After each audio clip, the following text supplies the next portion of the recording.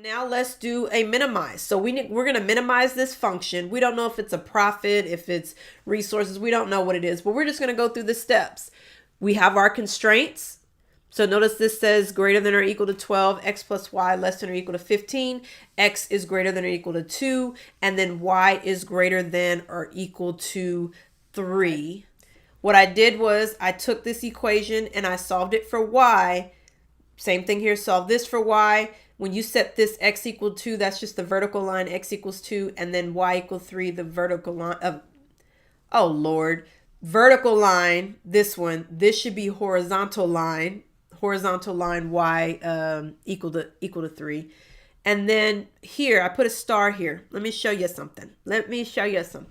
So 3x minus y is greater than or equal to 12. I'm going to solve it for y, okay?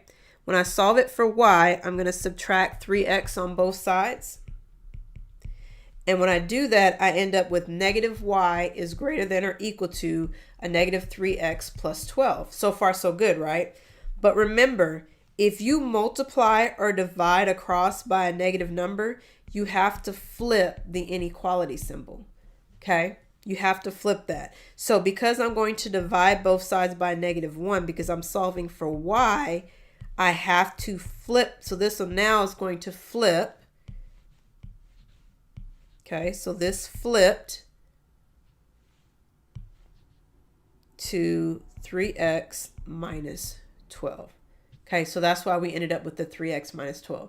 I cover this in my graphing linear inequalities video, so that's why this flipped. Okay, I wanted you to see that. Let's go through and graph every single one of these. This should be horizontal line. Okay, so, and I work backwards because let's graph the easy stuff first and then get to the end. So y equals 3, the horizontal line, y equals 3. The vertical line, x equals 2. So we graphed y equals 3, x equals 2. Y is equal to negative x plus 15. So x-intercept, y-intercepts here. Did I show y'all that? Okay, I found the x-intercepts and y-intercepts on all of these. Okay, easier numbers. So y equals 3, x equals 2,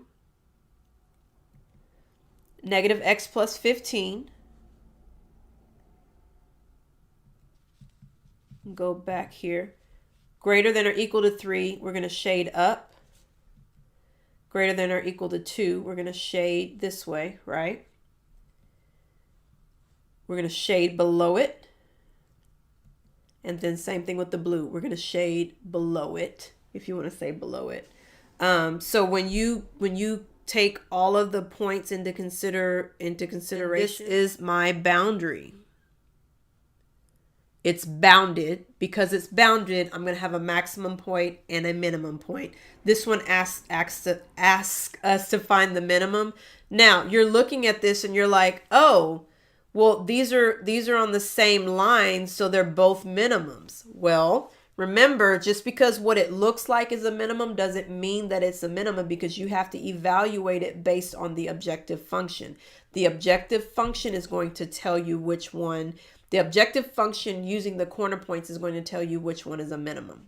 Okay. Take all the corner points and we're going to evaluate it at this using this objective function. So when we do that, we take the objective function. We have the 5 and the 3. We would substitute for x and y. Same thing here. And then same thing here.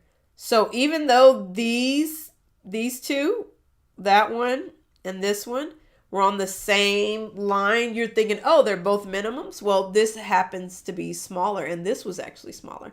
So again, your objective function along with the corner points is going to tell you the minimum or the maximum value. So we have a minimum of 13 at the point 5,3, that corner point 5,3.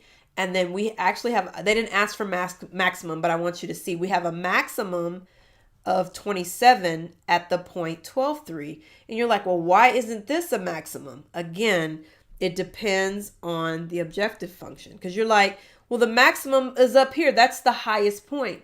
Doesn't matter. So make sure you plug in your corner points into it so you can see where that is. Okay.